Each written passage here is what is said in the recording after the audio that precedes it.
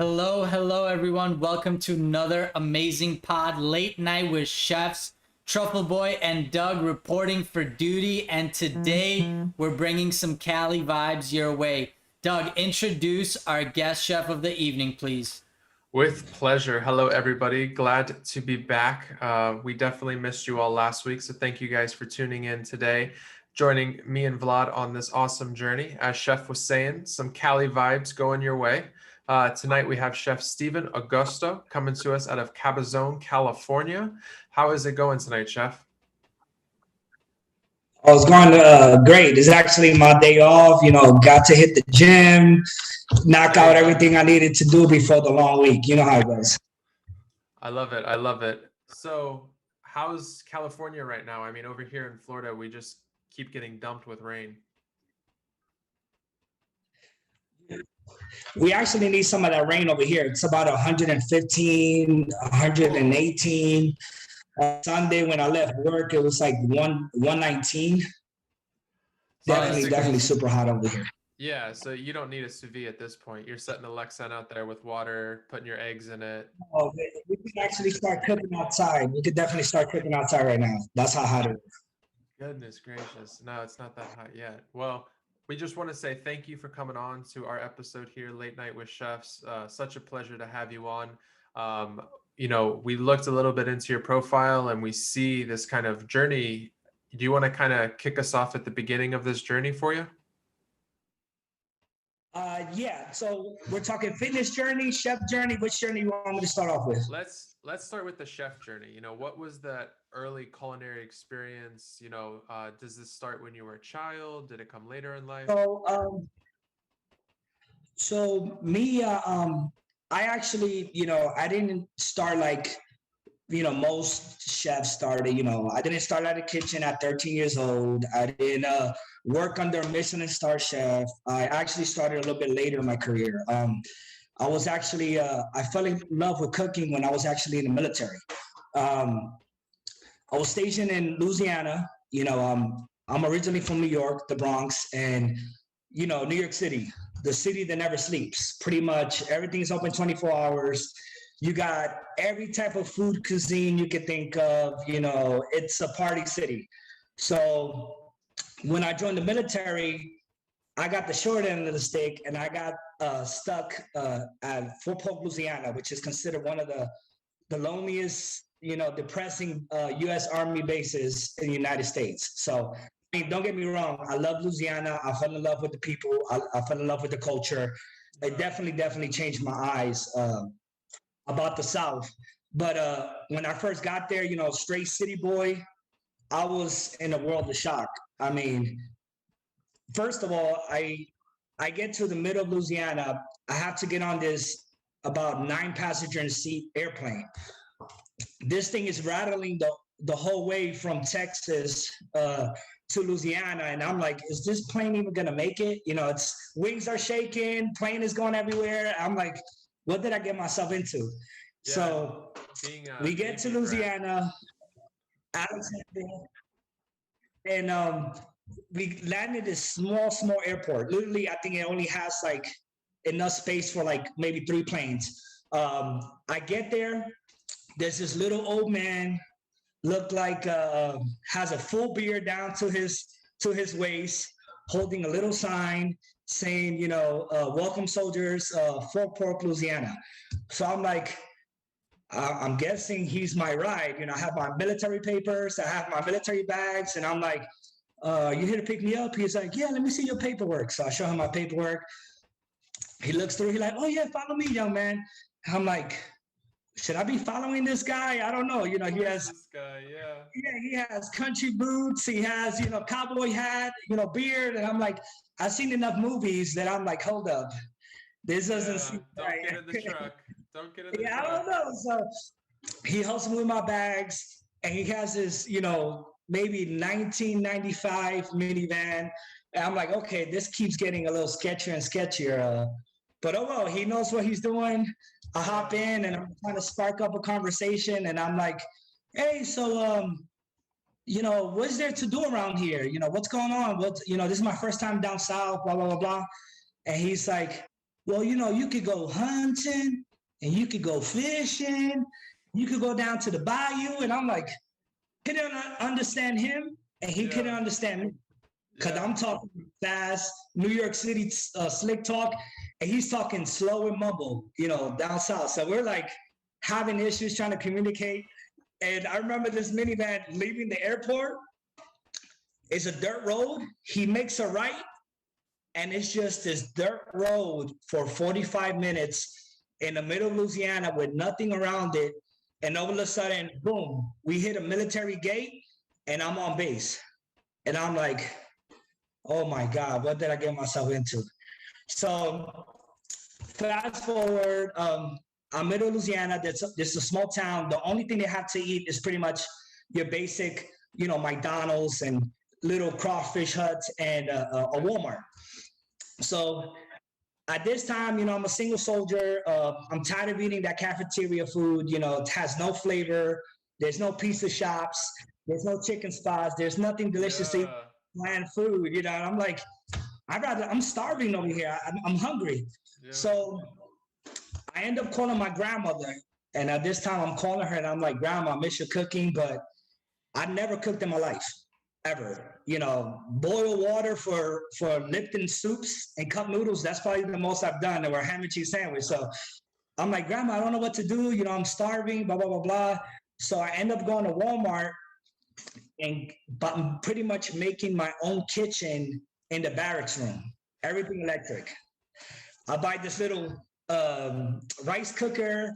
I buy this little George Foreman grill. I buy this little electric stovetop thing that you could cook things on it. And I pretty much start making my own little makeshift kitchen in this barracks room, which I wasn't supposed to have. But I make it happen. You should sell that kit to future soldiers. Make like a little Walmart pickup. A little makeshift package. Yeah. So that was my first experience literally cooking. But I started calling my grandmother because I was missing home cooked meals, the rice, the chicken, the pizza, whatever the case is. I'm Puerto Rican from descent. It was always a lot of rice, beans, and whatever protein of the day, Right. So I started going to Walmart and the PX, which is our military Walmart on base. And I was able to start finding little seasonings that I use back home, like the Goya Sazon and the adobo and the little things, the bouillon. And I started cooking in the barracks because I was like, you know what? I'm tired of this bland food in the cafeteria. I'm going to start cooking every day. So as I started cooking, remember, these are barracks rooms. These are 2 soldiers per room, and all these rooms are connected. Kind of think of like dorm rooms, right? And the smell started traveling through the barracks. So all of a sudden, people started knocking on the door. Is that you cooking in there? What's going on? I smell something. And fast forward, next thing you know, every single night, people were knocking on my door. Hey, I have groceries, I have beer, I have alcohol. Can you cook? And we pay for everything. Everybody stopped eating at the cafeteria. I was pretty much cooking dinner for the whole barracks room with no cooking experience. Just calling my grandma. How much of salt do you add on this? How much pepper? What's a pinch of this? And old school grandmas, they don't measure anything. Right, they're just like, this, a little bit of this, put the rice up to the middle of your finger. I'm like, Grandma, my hand's just twice as big as yours. What's up to my knuckle? The rice, how do I cook the rice up to my knuckle? So pretty much I fell in love with cooking. It's so true. Somehow the rice always turns out right when you do that. It doesn't matter who's perfect. Yeah. Even though obviously all of our lengths are very different, but first knuckle. Yeah, she's always like, hey, make sure a knuckle but the rice and a knuckle but the water. And I'm just like, going crazy trying to figure out these measurements and trying to translate them to my big old hand. And obviously it started working and people were loving the food and enjoying the journey with me. So that was my introduction to cooking, pretty much. Nice. And so cooking in the barracks. All done on this little makeshift Walmart kitchen that you've engineered. Walmart kitchen. I literally had a fridge view which I could barely fit anything in because remember, it's only they're giving you food already in the cafeteria, so that's only supposed to be for drinks or little snacks. So I literally had everybody fridge stocked with food, and I'm like, look, you're gonna throw the meat over here, you're gonna have this, you're gonna hold the drinks, and it will be 5 o'clock on the dot. Everybody's knocking. I got the beer, I got the meats, I got the door going, music flowing, everybody just having a good time and cooking out of this little kitchen. I pretty much made my own line without before knowing what a line was, before knowing what a kitchen makeshift and having my little sous chef or cooks. Hey, you do this, you chop this, you season this, don't do that, doing this before I even know what a kitchen lifestyle was. I love that. I love that. Definitely. I grew up a Navy brat, and so when we got stationed in Okinawa, the barracks were like right by where we lived. So like Chef said here, but if you can't imagine barracks, I mean, they're very tight spaces. You got a lot of people living in like 3,000 square foot, and it's all cube blocks. So I can only imagine these kind of dorm-like parties you guys were probably having. And I had the great makeshift because I got lucky. I was my room was on the first floor, so as it got hotter, we had these barracks have these built-in grills that nobody really use, but now that we're cooking out of it, we literally, open up the window. We're passing meat over through this little window. Hey, put this on the grill, bring it back. Trying to keep it warm on the counter, and we're like using that as a pass out of a barracks room. It's crazy. Oh my goodness, I love that. We could talk about this for hours. So basically, you find this love early on in your military career, and probably like most, you signed up for 4 years, right? Yes. So I signed up for 4 years, and my job was totally different from cooking. I used to actually do chemical warfare, which was I would go around the United States and train firefighters, train police departments, train Homeland Security. If there was this was back in the day when there was the chemical attack, the whole Iraq and Afghanistan thing with chemical warfare was pretty big. So that's the career I chose. I was qualified on the Fox, which is pretty much a militarized tank lab, you could say. And we'll go around and do all these trainings. And, right now I can literally have a job that's paying $200,000, working for a chemical company, doing all this stuff, but that's not my love. That's not what I fell in love with, So definitely cooking took over. And as I was in the military, don't get me wrong, I love the military. I recommend it to anybody who has in trouble picking what they want or choose. It definitely helped me out a lot. But I got injured in the military, and that's the reason I got out. Maybe if it wasn't for me getting injured in the military, I probably would have been a lifer. I probably would have done 20 years. I probably would have been in now maybe 12 years in the military right now. Wow. And so if you don't mind us asking, this injury, is that kind of what ended your career? Was it, something severe? Do you still suffer with that now, or? Yes. So it's the thing about the military. It's like the kitchen, it's mentally tough. They train you to push your body and your brain to limits that a lot of human beings can't go through. I think growing up where I grew up in the Bronx, you're already mentally tough, and you're mentally prepared for a lot of stuff because you're going through a lot of trauma growing up. You see a lot of things by the time you're 9 years old. You see so much trauma that some people don't ever see in their lifetime. So growing up, I think in New York, prepared me for the military and prepared me to be mentally tough and push my body and my mind mentally to points where I think I will never go.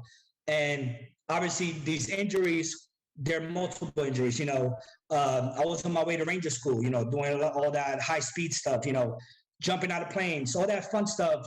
We used to do combatives, which is the military version of UFC. And you go to these classes and you get certified in all these classes. And, I messed up my shoulder fighting in the military. This big Sergeant Will, I still have him on Facebook. Me and him are wrestling. And this guy's about maybe 6'5", 350 pounds. He grabs my my shoulder and just pulls on my shoulder and dislocated my shoulder. And then my shoulder never been the same after that. You know, running 15 miles on injured ankle and injured knee just because you don't want to be soft. You know, you want to show that you're high speed and you're hub. I just ended up ruining my body more than it was supposed to. Yeah, that's really tough. I have a lot of my parents' friends who have been in, and my mom actually retired with 100% disability as well. And it takes a toll on you. It definitely does, physically and mentally, like you said. I think you're breaking up. Yeah, apologies. The storms here, not the best. But you know, as we continue, you sort of left military. Did you decide like, hey, maybe I kind of like that cooking thing that I was doing a couple years ago? So, you know, I was actually on my way to Germany. I signed my contract. I had my bags packed. You know, at that time, I just recently met my wife. And we're like, hey, are you ready to go to Germany? You know, another 3-year contract to Germany. And I injured myself again. And a lot of my buddies were all messed up from injuries in the military and military doctors, and even guys that were like at that time 22 years old, 5 surgeries in, walking around in crutches and walkers because they kept getting more messed up instead of getting fixed. And I was so scared to go under the table that they gave me the option like, hey, you can either keep going, getting these surgeries, start getting these surgeries, and maybe 3 years from now you're normal again, or you can medically get retired and, you know, go through a civilian doctor and do all these things and build your way up naturally. And at that time I was like, you know what?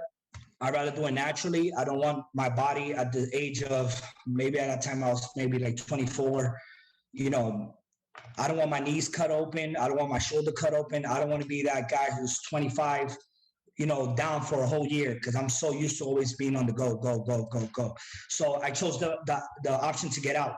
And at that time, I had job offers to become a sheriff. I had options to work for Coca-Cola, to be their chemical agent expert. I had job offers over the table, but my passion was at that time I started building my passion for cooking, that I chose to go to culinary school. And since my wife was from California, I was like, you know what? I've never been to the West Coast. Let's give it a try. And 10 years later, I'm still here. I love it. What kind of was, you know, those early stages of deciding to go to culinary school? What sort of gravitated you towards the school that you went to? You know, there's probably a lot of young chefs out there right now that are kind of dealing with, one, whether to go or whether not to go, and then how do you choose the right school? Okay, so me, like I said, I was new to California. I was transitioning from the military to a totally new state. I have no family and nobody besides my wife. And I was pretty much choosing blind, you know, okay, this is where I'm buying a house. This is where I'm going, what's nearby. And where I'm currently located, I'm in the middle of 2 major cities. So I'm in the middle, I'm an hour and a half away from San Diego. I'm an hour away from LA. I'm an hour away from Palm Springs. So I'm kind of like in the middle, in the hub, where I get to choose where I want to go. I want to go desert. I want to go beach. I want to go up to the mountains at Big Bear. So the closest school was San Bernardino, which was the Arts Institute of Inland Empire. And decided to go to school. I did the school thing for about a year. And I was also working. I started from the bottom, like literally from the bottom as a dishwasher. I was going to school and I signed up for this temp agency, and I was washing dishes in, you name it, casinos, wineries, because I'm only like 30 minutes away from Temecula. I was doing it all. I didn't care. I'm a hustler, and I'm going to start wherever I need to start to get my foot in the door. And a year into school, I got a call from a casino, and they said, "Hey, we see you're going to culinary school. Would you? But you apply for a dishwasher. Would you want to start off as maybe a prep cook?" I was like, "Yeah, whatever you offer me, I'm willing to take it." And then I started my culinary school as a prep cook. But even as a dishwasher working for the wineries and all these places, I was always intrigued, and I was washing dishes and watching what they were doing. I was like, hey, what are you guys doing over there? And I would wash everything pretty fast, get everything organized. And hey, can I play? Can I help you guys do this? Can you show me? Can you show me how to do the rice? And I'll finish as much as I can, and I'll go and help them play, help them prep, whatever. I'll stay extra and do all these things. And the chef actually started. They were paying me for dishwasher, but they started getting me to do. Hey, you know what? Don't worry about the dishes. Come over here, help us prep, help us do this. Hey, we have a big banquet. I want you to set up these plates and desserts this way. I want you to start drizzling this raspberry sauce over this cake. And at least I was grateful for these chefs giving me the opportunity, seeing that I was hungry, that I wasn't just a dishwasher. Yeah. And to answer your question, I personally, for these new cooks coming up, school is great. There's nothing wrong with school. But me personally, I don't think you learn as much as hands-on. This industry is not something you're going to be sitting behind a computer until you're at a chef level and doing menus and doing all this stuff.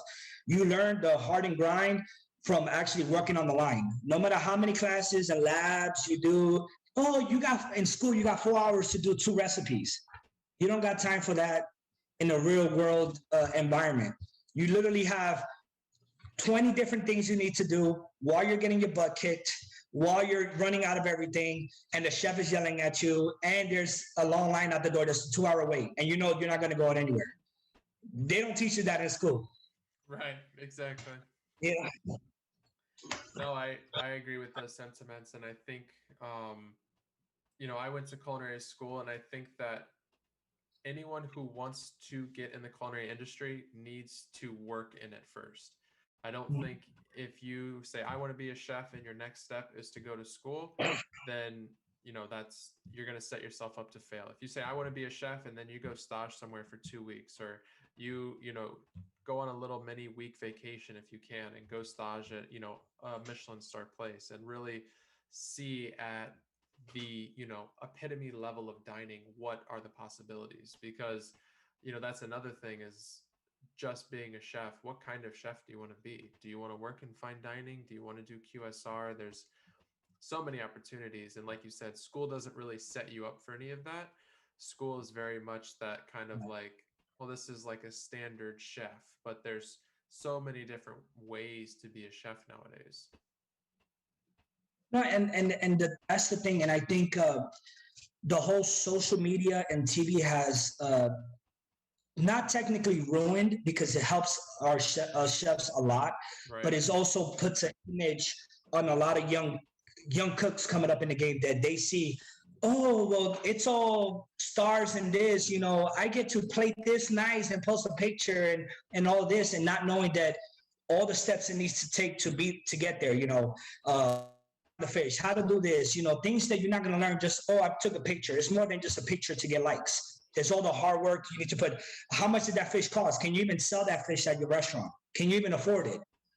How much waste are you putting? So it's a lot more thing than just taking a picture and look at me, I'm doing this smoke thing coming out of my plate, or this, and that's where I think people get misconstrued, or they see all these chefs doing TV competitions like, oh yeah, I could cook carne asada in my backyard. I could do it.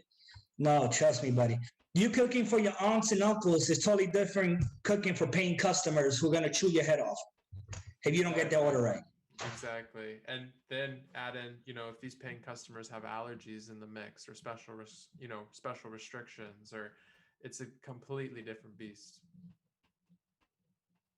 Definitely. Especially even me now, so many people are becoming health conscious, with people becoming vegan, vegetarians, pescatarian, gluten-free. There's so many different special diets and allergies, and the culinary world is changing. I'm the steakhouse chef. I'm a steakhouse chef.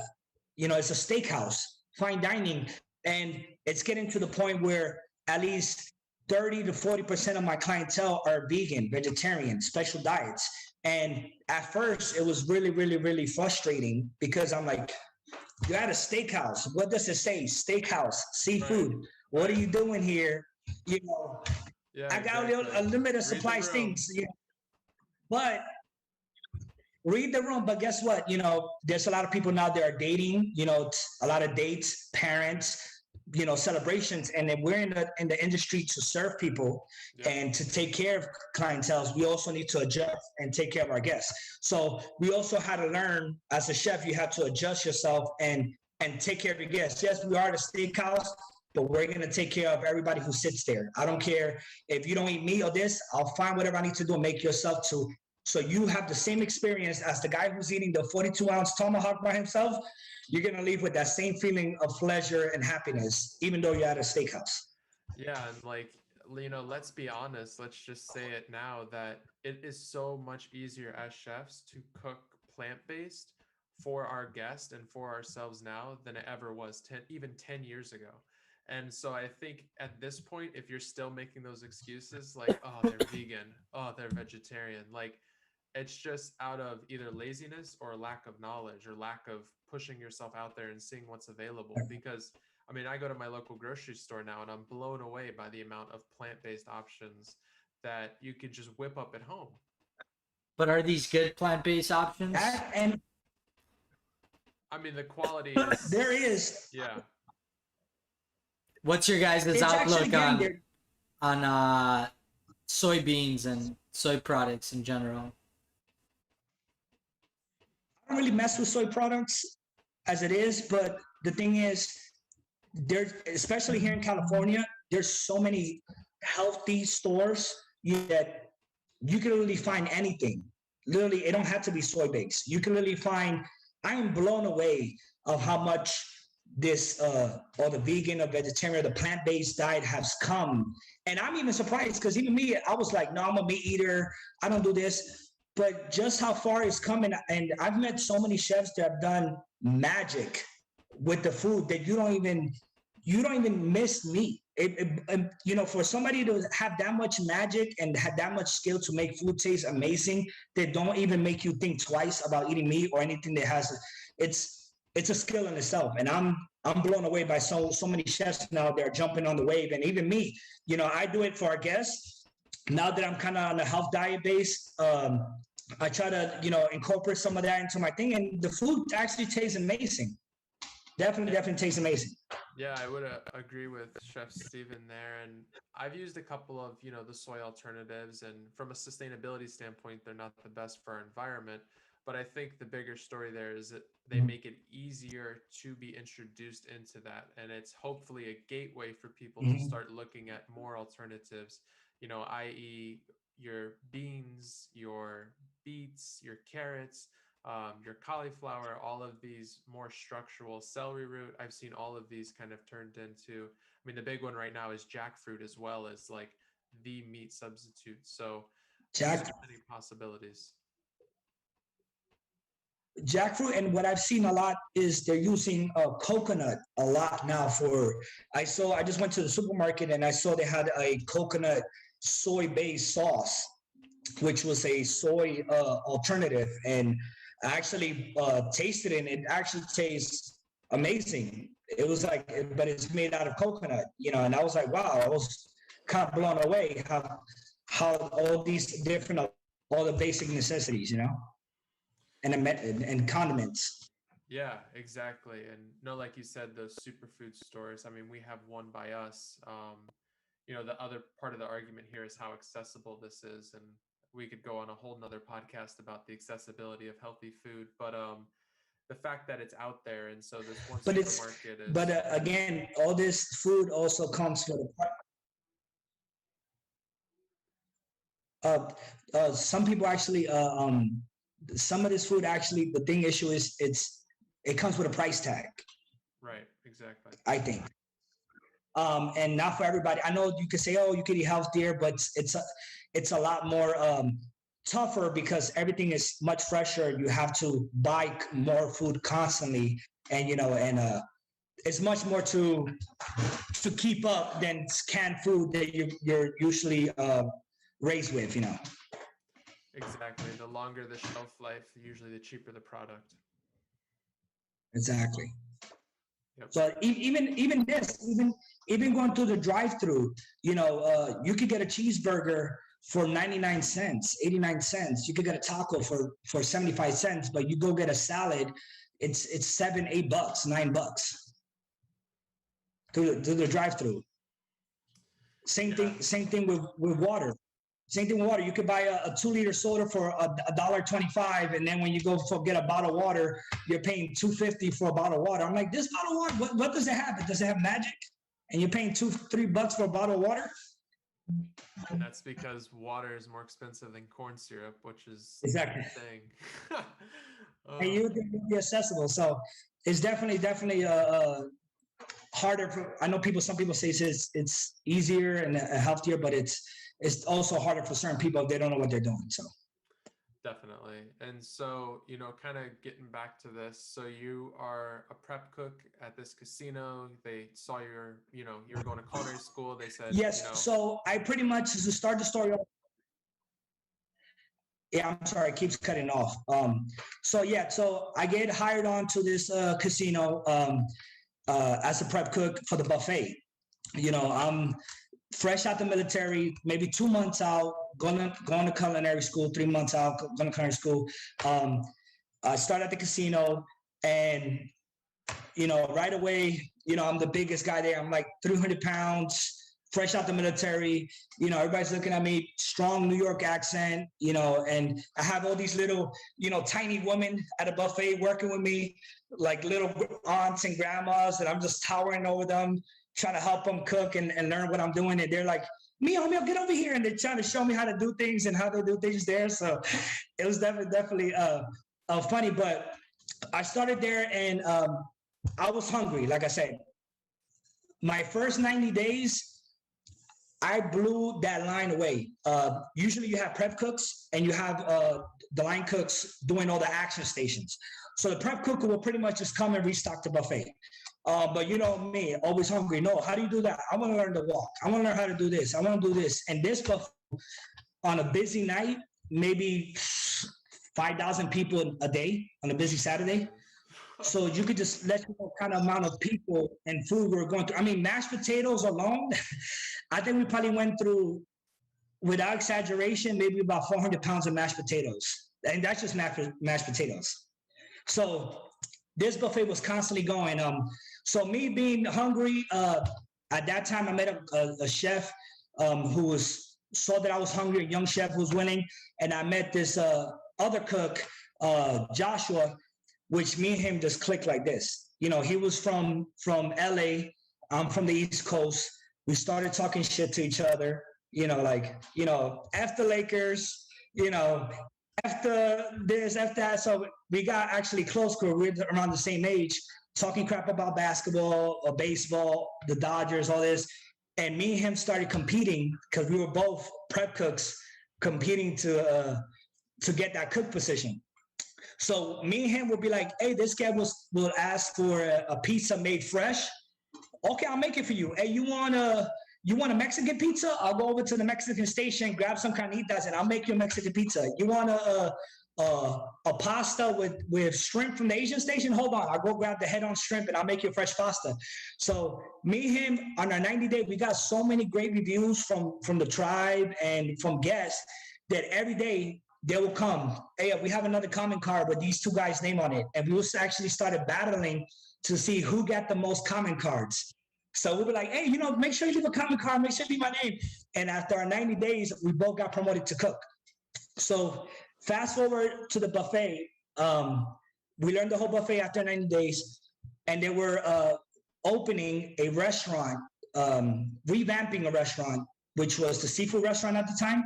They were revamping it, the Seafood Grotto, to Umi, which was an Asian Latin restaurant. It was supposed to be the fine dining Asian Latin restaurant. And at this time, they obviously didn't have the cooks, and they chose the best cooks from the whole casino to open up this place. So at that time, the chef is Chef Damien. He was the chef of the restaurant. He opened it, and he's currently my executive chef right now too. 10 years later, we still work together. He's amazing. They grabbed the best cooks from the whole casino, and put us to open up this concept. So they grabbed the guy from the Italian restaurant, they got the guy from the bar restaurant, they got the 2 guys from the buffet, and they put us in there. Us having the less experience, they put us at the oyster bar. And we literally at the oyster bar, never opened an oyster in my life. Never had an oyster before in my life. So I'm there, big old muscles, and can't even open up an oyster, struggling there. And these guys are just like, bloop, bloop, bloop, like nothing. So long story short, we started at the oyster bar, work our way up from oyster bar to doing sushi. And then we finally, as people start progressing, people start getting promoted, people start leaving, they push us to the hotline. And the same thing, you started at pantry, saute, grill, and me and him were just going back and forth. And you drop this, you got this. And we were always competing, trying to outdo each other, but with no hate. I'm talking about us just always bettering each other. And our chef... As you're talking about this relationship that you guys cultivated, all I can think about being a chef and trying to cultivate this within my cooks is like the morale and the culture that must have been in that casino kitchen was probably so infectious. And I'm sure the chef absolutely loved having you guys kind of bring this competitive spirit. No, and especially it being the new hot restaurant and remember, it's a casino. So we have the who's who, the people spending $500,000 a night, like literally gambling $1 million, coming to the restaurant because we're the new fine dining sushi and seafood restaurant. And you got the best of the best of every background competing, trying to outshine each other. And we're there like, you're really going to serve that?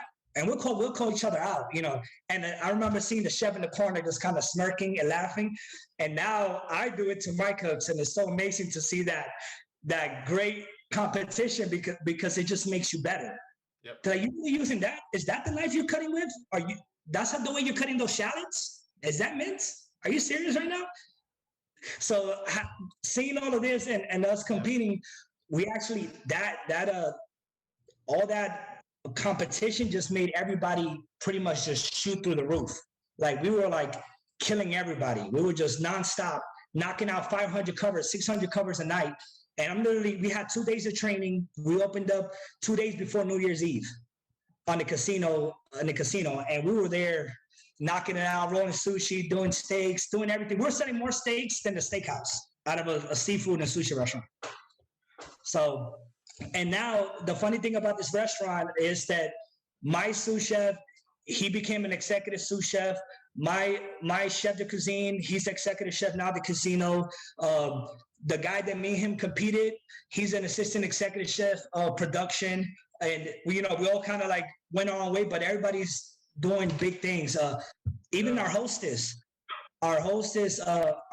actually went to pastry school, and now she's an assistant pastry chef, which is mind blowing that out of this kitchen, all these superstars or people who are hungry and motivate each other are sitting at levels that who would have thought back then they would be sitting at these levels, So it's definitely that restaurant pretty much molded me to be hungry and want more and want more and want more. And what a legacy for your chef to leave and be proud of producing all of these great chefs, and for you guys to kind of not even, like you said, you didn't even really know where you were going, but you knew that you were hungry and you were in it and you were just day to day trying to make yourself better, not necessarily swinging for the fence or swinging for that executive chef job. It's just like every day I'm going to run my station the best way that I can run my station. No, and we got to the point where we were competing on who could sell the most specials. All right, you on grill today? Let's see how many steak specials you sell. I'm on saute. Let me see if I can sell more fish specials than you. And we will compete. Hey, I have another one. Hey, that's another one on the ticket. I got 5 on this one. And we were just like, okay. And we started competing and little things like that. I still do in kitchens that I go to, compete. Hey, what's the special? Okay, you do the special. Let me see how many you can sell tonight. And it's definitely motivating to have a chef like that to push you and having people who are that hungry, and with no hate, pushing each other. Because when you have cooks working together like that and pushing each other, it makes the chef's jobs easier because they're going to outshine each other. They're going to make sure their station looks spotless. They're going to make sure their food looks the best. They don't want the chef to tell them nothing. And that's where we got to the point where the chef, he would just be like, hey, what's the special today? Oh, we got it. Don't worry. We'll have pre-shift with the servers as cooks and explain the special, do the special for them to try. That we made the, which he was letting us grow. He was building us to become chefs. And I'm always grateful for that, Not a lot of chefs do that. No. There's a lot of chefs out there. They're just like, no, it's my way or the highway. That's it. I don't care what you want to do. You do it my way, and that's it. So I definitely had a great chef to let me grow and let me do my mistakes, and do those special that I only sold one. And I'm like, what did I do wrong? People don't like beets. I'm sorry, on their so definitely learn from my mistakes. And that's awesome that, like you said, we've talked about it a few times on this podcast now, but that we have chefs who are willing to turn out great chefs. And I think we definitely need more of that in this industry. Yeah, and I think I kind of got I think I got the end of the old school, French chef style where they throw plates at you and they yell at you, because I had chefs leading up to this point that were like that. And now I think the dynamics of cooks and the kitchen is changing. Back then you could throw a pen at a cook and tell them to get the fuck out the kitchen, and they'll get out, and that was okay, and working 16 hours. Now we have laws. Now we actually have to be nicer to people. You have HR, and you also have to change the dynamic of the kitchen. I also agree with building tough cooks and building chefs, because this lifestyle is not for everybody. You have to be a little crazy to be in it, but you also need to have some respect, and you also need to learn. What I'm learning now is to separate work and family, and have that work and family life balance, which is really, really hard for us to do sometimes. Yeah, no, you're 100% right on that. And it's so crucial to have that balance. Like you said, we are kind of turning the tide, and I think it's good to see. And there's, I don't have all the answers, but I know that one part can't survive without the other. So you still need a little bit of that old school, but kind of doing it in a way that is more commonplace for today's work environment. Yeah, and that's the thing too. The kitchen back in the day was meant for the misfits. For people who, the gangbangers, the people who get in and out of jail, people who, it was always for people who can't get a job, people without papers, a lot of different things. Now I think the dynamic is changing, and now you have this kid who had everything fed to him, who wants to be a chef. I'm like, hey, your daddy's a lawyer. Why you want to be in the kitchen? So it's now with the whole social media thing, it pushes people. Now a lot of people are trying to get into the industry. A lot of people are starting now the fitness world. That's a whole nother thing. Now you have people who never cooked in their lives starting meal prep companies and all the other stuff. So cooking has definitely expanded a lot. Yeah, and like we kind of talked about earlier, all those different options as a chef now. It's endless what you could specialize in as a chef now. And you kind of hit on it a little bit. So where the casino you're at now is the casino that you've kind of grown up in, correct? Well, I actually left to another casino. I'm actually at Morongo Casino Resort Spa. So fast forward, because I know we keep getting sidetracked. No, it's okay. I was at Umi. We build superstars. I did my time there, became the lead guy as guys started getting promoted, and the opportunity to revamp this gastropub restaurant opened up in the same casino. And that's the great thing about a casino. The casino's game, I grew up in the casino game, so the casino's like school. You literally have 15, 21 restaurants that you could learn. You could work in 7 different restaurants in 1 week, because the cross-utilization of, hey, they need you here, they need you here, they need you here, and you could cross-train and learn so much. And I'm so grateful that I chose this path, because I was able to learn so much. So from there, I was working in the main kitchen, which I learned mass production. I learned the fine dining from the sushi. I learned a lot of Japanese stuff that I've never heard or thought of in my life, sauces, techniques, all this stuff that I never would have been introduced to in my life. I learned working there. Then I end up going to this gastropub restaurant, Kelsey's at the same casino. And it was barbecue and gastropub. So then I learned it was a brand new restaurant, brand new concept. We learned everything that I've never worked with. We had literally a $50,000 smoker, the big red mesquite smoker, and we had another smoker downstairs, and we learned how to smoke brines. I mean, I learned so much there from another chef named Chef Ronell, how to smoke, barbecue pits, fast-paced environment. So I go from fine dining to becoming a sous chef at a barbecue joint / gastropub restaurant, where now we're going from 500 covers fine dining to 2,000 covers of getting our butts kicked. Literally you have 100 burgers on the grill and you're trying to flip it, and you have steaks, and you have to run to the pizza station, flip the pizza before it burns, and then, hey, I need a pulled pork sandwich, and I need this and this. So, I mean, it was hosting UFC fights, everything. So it's definitely a change of pace from fine dining to a restaurant like that. So we definitely got the blunt off to that.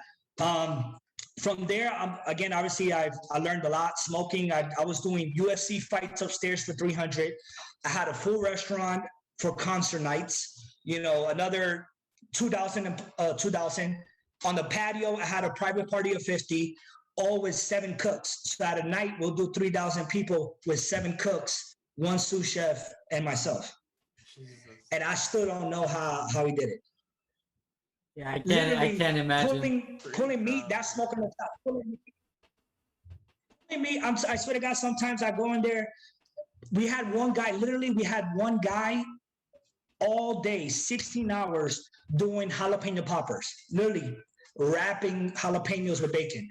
Because we will probably go through, without exaggeration, 1,000 pounds of jalapenos. Literally, just sit there. Wrapping jalapenos with cream cheese and bacon. Barbecue, brisket. I mean, we used to go through, you name it, like 600 pounds of brisket, pulled pork, ribs, you name it, burgers, just burgers alone. Oh my God. I still have nightmares. Really. That's definitely one of the restaurants that I have. Yeah. Goodness. High volume. So from there, obviously, I wanted to move up, but usually when you're in a place for too long, they only remember you as a cook. No matter if you're a sous chef now, there's always those things that you fucked up on that they remember. So I had to choose to make a decision to move. And at the time, there was a casino that was closer to my house, which is Morongo, and they had a sous chef position for the steakhouse. And I'm like, hey, you know what? I love fine dining. Let me get my roots back into fine dining. And, if I get a sous chef at a steakhouse, career-wise, I'll be able to move up and do my thing. So I went to Morongo. The executive, my chef de cuisine, which was at the first restaurant I was at, he became the chef de cuisine at the steakhouse. He got bumped up pretty quick. He became the assistant executive chef. And I took over for the steakhouse, and I've been at the steakhouse for about 3.5 years. And I'm actually just got promoted to executive chef of the Marketplace, which is a new restaurant that we're opening. It's going to be, Fabio Viviani. He was a Top Chef contestant. He owns most of the restaurants. He's Italian. He has restaurants all over. He probably has 30-something restaurants. He actually is opening a food hall as a joint task with the casino. And the only difference is we're going to open up this new concept food hall where, how you go to San Diego, you go to Seattle, you have all these little marketplaces that you can go and try different foods, and it's all trendy. Chicken and waffles, you could try pho, you could try poke, you could try bomb. We have something like that in Tampa. Yeah, we're going to do something like that, but you pay one price. So we're trying to change the dynamic of a buffet where everything is prepared for you. Everything is there, sitting there, and you just plop everything on your plate. This is going to be chef-driven restaurant where everything is going to be made fresh to order. You want pizza? We're going to throw the pizza in like it's New York style. Hey, we'll throw it in the oven, heat it up. Here you go. You want pasta? We got a pasta machine going. We drop it. We're making a fresh pasta for you. Boom, boom. And everything's going to be small portions. Everything's going to be elegant, beautiful dishes. plated by you. You know, everything's supposed to be an experience. Action station. You want pho? We're gonna make you your pho noodles in front of you. Plate your food. Here you go. You want poke? We're gonna do poke bowl for you. So everything's gonna be a live action station. It's really gonna be interactive. You want a root beer float? We're gonna pour ice cream and give you a root beer float. Everything's gonna be, you know, really, really interactive. It's like a ticketed It's supposed event. to have an oyster. Yes, so it's definitely it's gonna be an experience. It's not gonna be something that you just go in there and just be like, let me get 6 plates and just sit down. No, the whole point is we're gonna go in there. You're gonna see them making everything fresh. You know, it's gonna have the squid and pasta. You're gonna have this. You're gonna have that, and you're actually gonna go through an experience. And so that's supposed to open up by the end of the year. Hopefully by December, anywhere from Thanksgiving to December. So I'm actually leaving the steakhouse and moving on to that. I'll still be in the same casino, but this is going to be a new concept that I'm taking it over. It's a promotion and doing that. Congratulations, Chef. That's awesome. And the concept sounds really enticing. I mean, we have something kind of similar to what you're talking about. There's food halls popping up all over here, but that is kind of one of the downsides is you see all these really cool options and then you got to pick one. And so exactly. And so that's so now this awesome. is like I said, you get to eat as much as you want. We're gonna have a barbecue right. Yes, we're gonna have a seafood station. We're gonna have a little bit of everything. And like I said, and the whole point is that every day is different. It's not like the same buffet where you sit down and it's the same thing for 6-10 months. We're actually the concept is we're changing it daily. It's gonna change seasonally. So as you're going in the summer months, you're going to have more lighter options, refreshing. You're going to the heavier months, you're going to have more of the heavier, hearty options, you know. So it's definitely going to be changing like a real restaurant, but at a bigger scale, and you're able to try everything. So definitely excited for that, you know. I love that. Well, Chef, you know, before we kind of let you go for tonight, we'd love to hear a little bit about your kind of journey of, you know, fitness is obviously something that you hold true to yourself. And, you know, we've been through your Instagram, we see the post and your other account.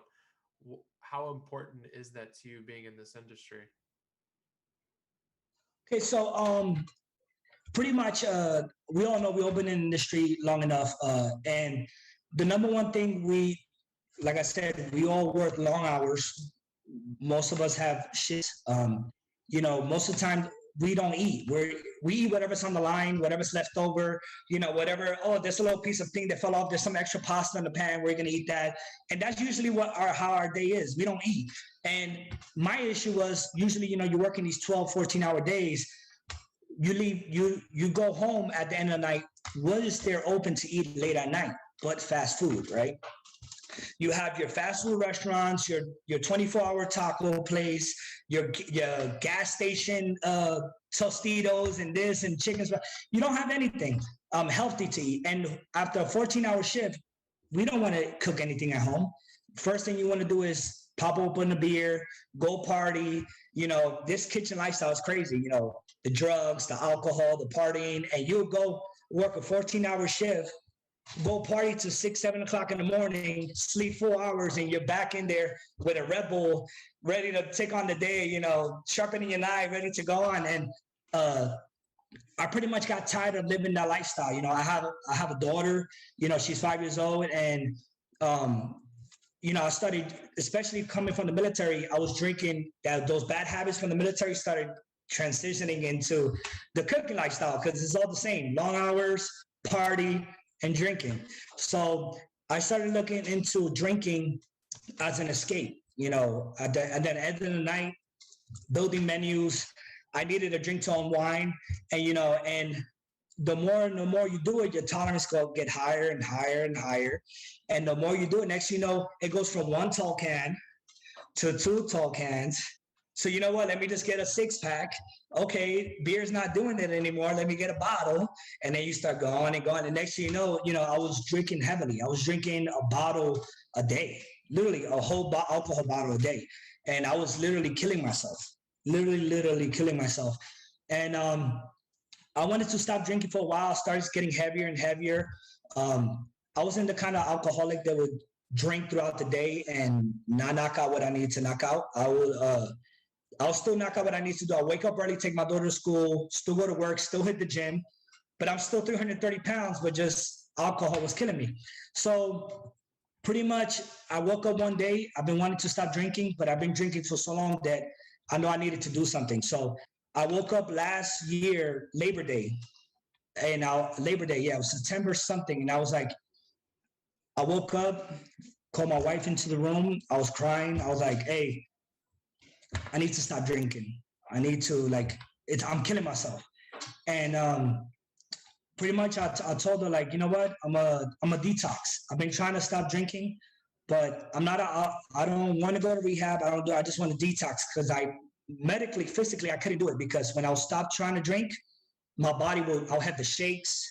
I have, all the effects of drinking so much alcohol. So luckily my job was really, really supportive. My chef, my food and beverage director, I pulled them into the office. I told them, look, I have an alcohol problem. I want to stop drinking and I want to be a better chef. I want you guys to look at me and look, you know what? You're going to be the next executive chef. I want you guys to rely on me. And I want to be better for my staff, for my family, for myself. So good thing that the executive chef and my food and beverage director were really supportive and they had so much love and respect for me. And they gave me the week off. I was like, hey, can I get a week off? I'm going to go to detox, clean out my body, and I'm going to come back giving you 150%. And that's exactly what I did. I went to detox. My last drink that I had was September 13th of last year. Sat down, I bought a nice bottle. Okay, this is the last time. This is my goodbye with you. Drunk it. The next day, my wife dropped me off at detox. I detoxed for a week, came back, and I was ready to go. And obviously, I had a lot of health issues because when you get off alcohol, drinking so much, I had intestine problems, all this stuff. And I was like, you know what? I'm going to do it natural. I don't want no pills. I don't want anything. I'm going to do this natural. And I started working out in November, started eating healthier, taking vitamins and doing all this. And now, as of today, I'm 75 pounds down from 330. I'm at 255 from 330. So I lost 75 pounds. Wow, congratulations, chef. Yeah, today's my 10-month sober free. So today I actually made 10 months that I've been sober. Awesome. And I'm shooting to lose another 30 pounds to hit the 100-pound mark. And I'm just going to keep going and going strong. So I just really want to tell this to everybody, to young cooks and even chefs, because sometimes we're so stubborn. And, we're at a level that we don't feel comfortable talking about it. And I have no issues talking about my issues. And I think anybody who has any issues, alcohol, mental problems, it's okay to ask for help. It's definitely okay to ask for help, and there's so many options and there's so many things you could do out nowadays. You don't have to talk to somebody, there's so many hotlines and things. And even me, if anybody has any issues, and I've gotten people who DM me and send me messages and all this stuff. So I'm just trying to motivate people. Hey, just because you're a chef or maybe because you work all day, if I can make time out of my busy day to take care of my daughter, work all these hours, hit the gym, do all this, you could do it too. And, I just want this to be motivation for people out there that you could do it. You could definitely live a better lifestyle. So I'm definitely all about positivity now. Everything I want everybody to live free, no drama, and just keep doing my thing. Wow. And that's an incredible story. Really appreciate you sharing that with us. We know it's quite personal to go into, complete, that's your most personal stories is how you've overcome challenges that you've put in your own way. And so to be able to share that with people who are out there who they have these same challenges or maybe different challenges, like you said, there's all different types, and now they're going to be able to hopefully find that hope. You're right though when you say that we don't talk about it enough. No, our industry is, like I said, it's a tough industry, and we have to be tough, and we have to put on a face, and we have to lead a brigade. Being in the military to the kitchen, you can't show no weakness, because when you're in the weeds and you're getting your butt kicked, you can't let your staff see you at a weakness. You need to lead them. Even when you're getting your butt kicked, things are falling apart. You need to be able to bring everything together and be that strength. So sometimes it's hard for us to be open about it and show some type of weakness, but I don't think it's weak. I think it's actually strong that you're able to ask for help and be able to open about it and say, you know what, I need help. And that's harder than trying to put on this front, you know. So, and you've seen it. Look at Anthony Bourdain. Look at all these chefs that are committing suicide and doing all this stuff. Some of the people that you think are living their best lives are actually they're living their most miserable lives. They're not happy. They're sad. You know, there's a lot of emotional things they're going through. So if I can actually reach out to somebody and they can hear my story, maybe, you know what, it gets better. You just have to take the first step. You know, drugs and alcohol is not always the solution. We can do it. We can definitely do it. 100%. And you know, Chef, if people are trying to get in touch with you or trying to reach out, what's the best way for them to find you? Yeah, obviously, you know, I got 2 pages. I have my Instagram page is Chef NYCA, which is, you know, Chef New York to Cali. So everybody's like Chef Nika, but it's Chef NYCA. And I also have Fit Poppy, which I was kind of plastering my chef page with so much of the fitness that I decided to make a whole different fitness page so it doesn't get overcrowded. The food doesn't get overcrowded. But I have 2 pages, Fit Poppy, and I have Chef NYCA. And like I said, just reach out. I'm more than welcome to talk. And if anybody wants to talk about anything, you know, I love showing support. If you guys want to in California, anybody wants to come see me, I'm more than welcome. I treat you guys like it's my house. You know, we'll take care of you, show you around, give you some Cali love for sure. There you go. I love that. And before we let you go, Chef, last question we have, Vlad might have something as well, but what is that one piece of advice you'd give anyone? You know, I think the biggest thing, and you kind of hit on it here, is that time management. And so what's that one piece of advice for someone who needs help with that time management on how do you balance all these different things in life? Honestly, again, it's just setting. Number one thing is scheduling. You know, instead of being, you know, I have this issue. I'm not gonna lie. You know, instead of being on TikTok and Instagram for, you know, at 2:00 in the morning, put it down. You know, try to actually get that extra hour of sleep. You know, and relax. You know, that time that you're tired, you know what? Instead of sitting on your bed for another hour when you first wake up, actually get up, brush your teeth. You know, do something. Get going. Start moving. Once you start moving, it's different. But if you lay there, your body's going to want to rest. We're naturally lazy as it is. But if you actually get up and move, once you get going, it's hard to stop. So obviously just time management is number one thing. Set up a schedule. Every night at this time, I'm going to have my tea. I'm going to have my melatonin, go to sleep. At this time in the morning, I'm going to wake up regardless of how tired I am. If I got 8 hours or 7 hours, I'm going to get up at the same exact time, make my breakfast, and I'm gonna be at the gym at this time. It's all about scheduling and time management. If you don't do it, trust me, there's nights that I already sleep 4 hours, but you know what? I have to wake up at the same time, do what I need to do. So. And yeah, I love you know, the entire story. You said a lot of things very well, especially in terms of, you know, like the overdoing. Our lifestyle definitely gets, you know, us into trouble with bad habits, and you know, that repetition of just as much as we can choose to go out and have that late night drink, we can choose to wake up early in the morning and be productive. And as much as, you know, all of us are, we push during, you know, like I feel like you push so hard and give it your all during, you know, your shift, that afterwards you're like, all right, I'm ready to be a little rebellious and kind of not be told by my sous chef or, you know, somebody else what I need to do or what I can and can't do. So I think there's always, you know, that fine balance. And sometimes when you can't do that, I think, you know, eliminating that is, you know, the hardest, but the best option in the long term of that. No, and the thing is also, there's nothing wrong with going out and having a drink and enjoying something. Trust me. And you get your ass kicked all day, it's okay to go out and have fun, you know, and enjoy yourself. Go ahead, let loose. But, you know, everything is, again, in moderation. You need to learn to moderate a little bit. Maybe instead of 7 days a week, maybe twice or maybe once a week, you know, you start bringing down. And trust me, you'll save a lot more money, and you wouldn't be eating gas station burritos every night if you didn't spend $100 at the bar, you know. It's so true that, and that's exactly what your choices are at that point. There's really nothing. good that happens, you know, after midnight, really. So, Yep. but on that note, you know, I did want to see, you know, in terms of you had a lot of mentors, you know, in the kitchen. What were some of those resources you were, you know, kind of reaching to get this culinary knowledge outside of the kitchen that kept you, you know, motivated and kept your knowledge? So me,